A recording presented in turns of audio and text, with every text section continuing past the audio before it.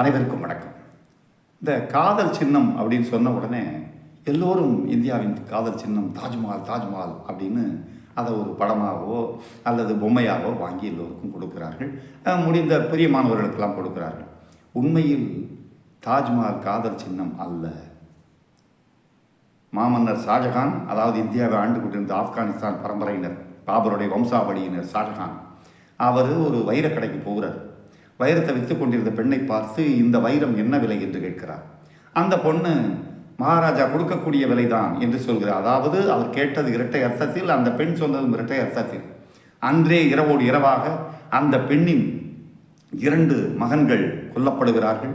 கணவர் விஷம் வைத்து கொல்லப்படுகிறார். கணவரின் பெயர் முகமது இலியாஸ். அடுத்த நாள் அந்த பெண்ணை கடத்தி கொண்டு வந்து விடுகிறார் மன்னர் ஷாஜகான்.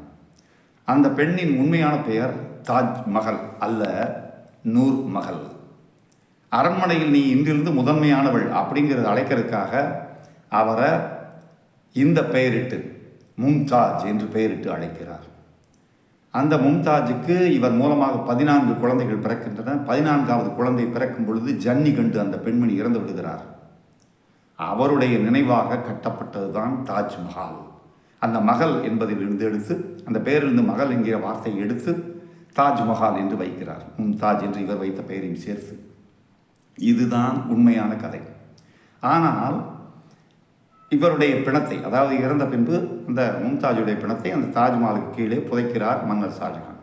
ஆனால் இன்னொரு புறம் பாருங்கள், ஸ்ரீராமருடைய மனைவியை ராவணன் தூக்கி சென்று விடுகிறான்.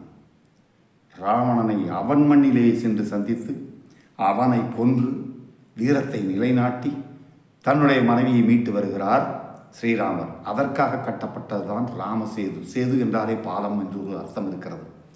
ராமர் பாலம் அதற்காக கட்டப்பட்டது. ராமர் பாலம் காதல் சின்னமா? பிணத்தை வைத்திருக்கக்கூடிய ஒரு கல்லறை காதல் சின்னமா? மக்களே, நீங்களே முடிவு செய்து கொள்ளுங்கள். மீண்டும் அடுத்த நிகழ்ச்சியில் சந்திப்போம். நன்றி, வணக்கம்.